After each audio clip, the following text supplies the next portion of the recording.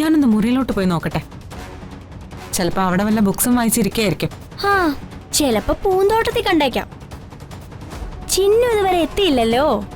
ആ ചിലപ്പോ അവർ രണ്ടുപേരും അവിടെ നിൽക്കുന്നുണ്ടാവും. എന്തെങ്കിലും തിരക്ക് കാരണം വരവ് മാറ്റി വെച്ച് കാണുമെന്ന്.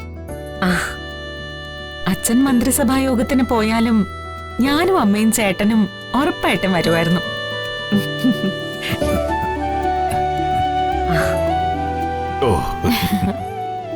രമാദേവി ക്ഷണിക്കുമ്പോ ഞങ്ങൾക്കതിന് മാറി നിൽക്കാൻ കഴിയില്ലല്ലോ. രമാദേവി ഞങ്ങൾക്ക് വേണ്ടപ്പെട്ട ആളല്ലേ. ആര് വന്നില്ലെങ്കിലും എന്റെ ദക്ഷമോള് വരുമെന്ന് എനിക്ക് ഉറപ്പായിരുന്നു. ആര് വന്നില്ലേലും ഞാനിവിടെ എത്തിയേനെ. മന്ത്രി സാറേ, അല്ല ഈ കാര്യങ്ങളിലേക്ക് കടക്ക് മുന്നേ ഒരു ആഗ്രഹം പറഞ്ഞോട്ടെ. ഒരു ദിവസം സാറേ ആഭ്യന്തര വകുപ്പ് മന്ത്രിയുടെ പവറോടുകൂടി ഈ രമാനിലയത്തിൽ വരണം. അല്ല പോലീസും എസ്കോർട്ടും എല്ലാം വേണം. അത് നമുക്ക് ആലോചിക്കാം. അത് മതി സാറേ, ആലോചിച്ച് തീരുമാനിച്ച് ചെയ്താൽ മതി. കേരളത്തിലെ ആഭ്യന്തര വകുപ്പ് മന്ത്രിയുമായി ബന്ധമുള്ള വീണാണിതെന്ന് നാട്ടുകാർക്ക് അറിയിട്ട് സാറേ.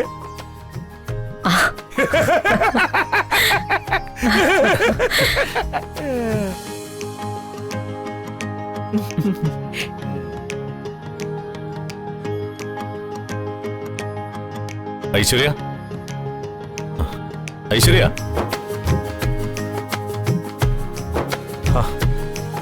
ഐശ്വര്യ,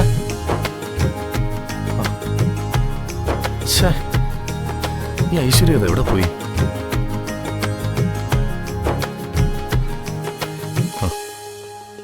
താനിത് എവിടെ പോയി കിടക്കായിരുന്നു? കറങ്ങാൻ പോകുന്നത് ഇതുപോലുള്ള ദിവസങ്ങളിലാണോ? എന്തെല്ലാമോ പറഞ്ഞ് കയ്യും കാലും പിടിച്ചിട്ടാ നമുക്ക് വേണ്ടി ഒരു ഫംഗ്ഷൻ നടത്താൻ അമ്മ ഏതാണ്ട് സമ്മതിച്ചിരിക്കുന്നത്. അതിന്റെ ഡേറ്റ് ഇന്ന് തീരുമാനിക്കും. ഇന്നത്തെ ഐശ്വര്യയുടെ പെർഫോമൻസ് കണ്ടിട്ടായിരിക്കും നമ്മുടെ രണ്ടുപേരുടെയും കാര്യത്തിൽ അമ്മ ഒരു തീരുമാനം എടുക്കുന്നത്. ഇയാൾ ഒരു മരപ്പൊട്ടൻ തന്നെ. സ്വന്തം അമ്മയുടെ മനസ്സറിയാത്ത ഒരു പുങ്കൻ. ഈ പാർട്ടിയിൽ കൊട്ടാരത്തിലെ മണിമാല ഞാൻ അവരുടെ കാൽ കീഴിൽ വെക്കണം. എന്നാൽ മാത്രമേ ആ തള്ള എന്നെ അംഗീകരിക്കൂ. ഐശ്വര്യ എന്താ ആലോചിക്കുന്നേ? ഞാനൊഴികെ ഈ വീട്ടിലുള്ള എല്ലാവരും പാർലറിൽ പോയി ഫേഷ്യലും മറ്റും ചെയ്തിട്ട് വന്നു. എന്റെ ഭർത്താവ് എന്നോട് നിനക്കൊന്ന് പാർലറിൽ പോണ്ടേ എന്ന് പോലും ചോദിച്ചില്ലല്ലോ. അതും ഇതും തമ്മിലുള്ള ബന്ധം എന്താ? ഇന്ന് പുതിയ സംബന്ധക്കാരും കുടുംബമൊക്കെ വരുമ്പോ ഏറ്റവും കൂടുതൽ ഷൈൻ ചെയ്യേണ്ടത് ആരാ? അതെന്റെ ഭാര്യയായ താൻ തന്നെയാ. അപ്പൊ എന്നെ പാർലറിൽ കൊണ്ടുപോയി സുന്ദരി കുട്ടിയാക്കി കൊണ്ടുവരേണ്ടത് ആരായിരുന്നു? അത് പിന്നെ. എന്നിട്ടും ഒരു പരാതിയും പറയാതെ ഞാൻ തന്നെ ഒറ്റയ്ക്ക് പാർലറിൽ പോയി ഫേഷ്യലൊക്കെ ചെയ്തിട്ട് വന്നതാ. തന്നെ കണ്ട ആരെങ്കിലും പറയോ താൻ പാർലറിലൊക്കെ പോകുന്നതാണെന്ന്? സത്യത്തിൽ താൻ ജന്മന തന്നെ അതിസുന്ദരിയല്ലേ? തനിക്ക് സൗന്ദര്യം വർദ്ധിപ്പിക്കേണ്ട കാര്യമുണ്ടോ? ഒരു ബ്യൂട്ടി പ്രൊഡക്റ്റിന്റെയും പുറകെ പോകേണ്ട കാര്യം തനിക്കില്ല. ഈ പഴയ ആൾക്കാർ പറയാറില്ലേ, പൊന്നിൻകുടത്തിന് എന്തിനാ പൊട്ടെന്ന്? അതുപോലെയാ തന്റെ കാര്യം. വേണ്ട വേണ്ട, അമ്മായിയമ്മയ്ക്ക് എന്നെ വേണ്ട. എന്റെ ഭർത്താവിനാണെങ്കിൽ എന്റെ കാര്യത്തിൽ ഒരു ശ്രദ്ധയും ഇല്ല. എന്നിട്ടും സാറിനോടുള്ള സ്നേഹം കൊണ്ട് ഈ മുറിക്കുള്ളിൽ ഒരു പരാതിയും പറയാതെ ഒരു തടവുകാരിയെ പോലെ കഴിയാ ഞാൻ. എന്നിട്ടും സാറിന് എന്നെ മാത്രമേ കുറ്റം പറയാനുള്ളൂ. ഞാൻ തന്നെ കുറ്റപ്പെടുത്തിയതൊന്നുമല്ല. ഇന്നത്തെ ദിവസം ഫുൾ ടൈം താനേ എന്നോടൊപ്പം ഉണ്ടാവണമെന്നുള്ള ആഗ്രഹം കൊണ്ട് പറഞ്ഞല്ലേ. ഒന്ന് ക്ഷമിക്കടോ. അതിന് സാറിനോട് പിണങ്ങാൻ എനിക്ക് പറ്റില്ലല്ലോ. അത്രയ്ക്ക് സാറിനെ ഇഷ്ടപ്പെട്ടതുകൊണ്ട് മാത്രമല്ലേ സാറിനോടൊപ്പം ഈ വീട്ടിലേക്ക് കയറി വന്നത്. ഇത്രയേറെ അപമാനിക്കപ്പെട്ടിട്ടും അതെല്ലാം സഹിച്ച് ഞാൻ ഇവിടെ കഴിയുന്നത് സാറിനോടൊപ്പം കഴിയാനുള്ള ആഗ്രഹം കൊണ്ടല്ലേ.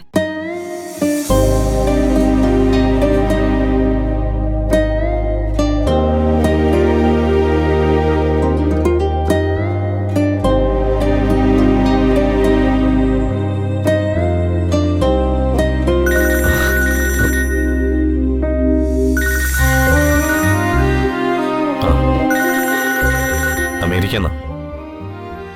ആ ഹലോ. ആ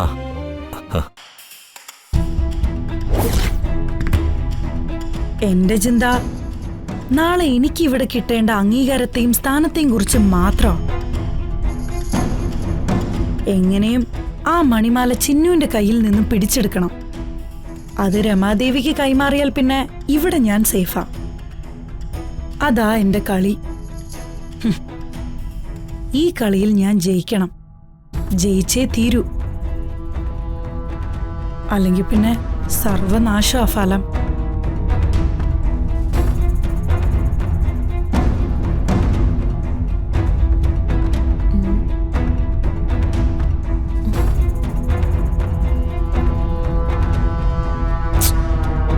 ഈ മഹി ഇതെവിടെ പോയി?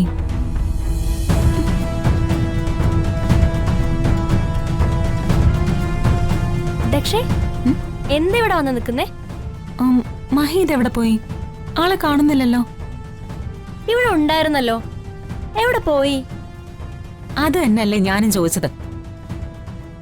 മഹി ഇവിടെ ഇല്ലാന്ന് മനസ്സിലായതുകൊണ്ടല്ലേ എവിടെ പോയിന്ന് ഞാൻ ചോദിച്ചേ. മഹി ഒരു നാണം കുണുങ്ങിയാ. വീട്ടിൽ ആരെങ്കിലും ഒക്കെ വന്നു കഴിഞ്ഞാ മഹി അകത്തോട്ട് എവിടെയും പോയി കളയും. പിന്നെ കാണാൻ കിട്ടില്ല. എനിക്ക് തോന്നുന്നില്ല. ഇങ്ങനെയുള്ള ഒരു നാണം കുടുങ്ങിയല്ലോ ഞാൻ കോളേജിൽ കാണുന്ന. കോളേജിൽ എവിടെയും നിറഞ്ഞു നിൽക്കുന്ന മാഷല്ലേ മഹി.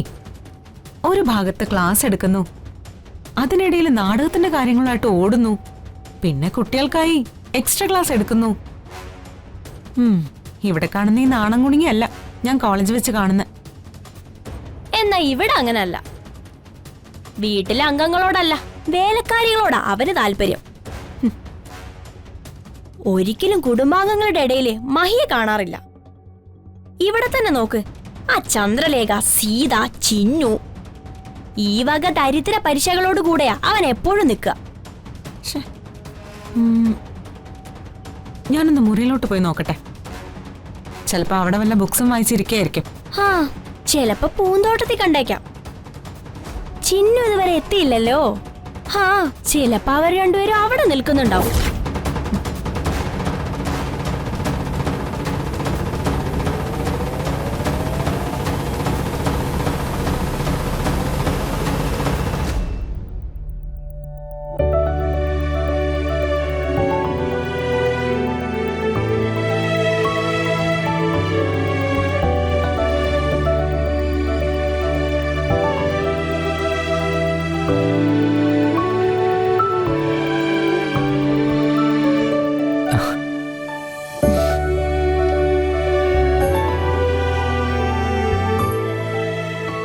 എന്താ സർ?